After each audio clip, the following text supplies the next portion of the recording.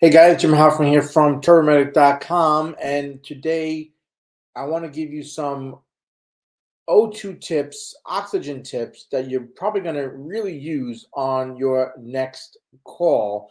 I want to mention that at the end of the video, I'm going to give you a way you can grab the EMS quick study guide for free. So pay attention to that at the end of the video.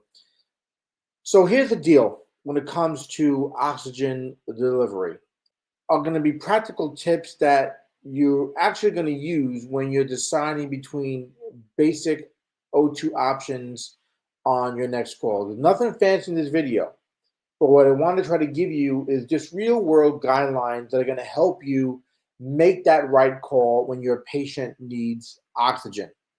So first, we're going to talk about that nasal cannula. Now, a lot of times this is your initial intervention.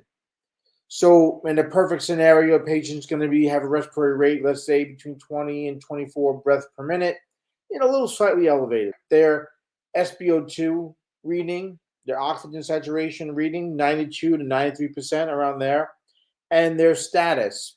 They're going to be alert, they'll be speaking clearly, and they'll exhibit some mild respiratory distress. So some key signs you want to look at is they're going to have minimal to no accessory muscle use, okay? They're not going to be tripoding, leaning forward, trying to get air. And the delivery method for your nasal cannula is between 4 and 6 liters per minute. So you're going to consider this for your typical patient who's sitting comfortably, they're experiencing, like I said, some mild respiratory issues, but they're going to maintain clear speech. They're going to have good positioning. And they might just need some supplemental oxygen, but not some aggressive intervention that you might otherwise consider.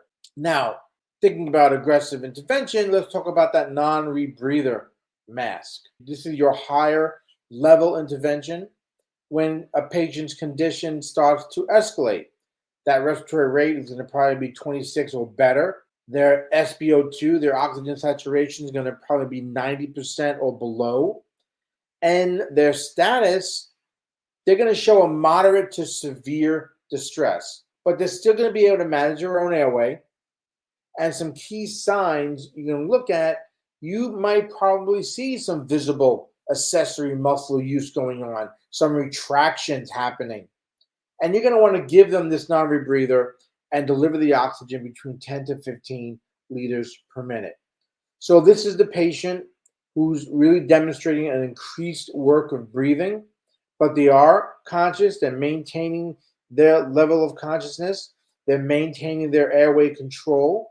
So that high flow oxygen delivery becomes essential for these types of patients, because you don't want them crossing over to the part where now you're going to have to manage their airway. They're going to be getting confused. They're going to be getting hypoxic. Think about these two things when you're considering giving either a non-rebreather or a nasal cannula. Just as a friendly reminder, guys, this is a quick YouTube video.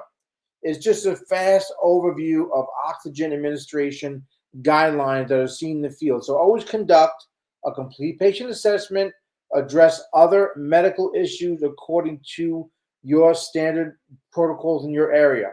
And treatment, of course, is going to be based upon your full assessment findings and what your local protocols allow you to do or not to do.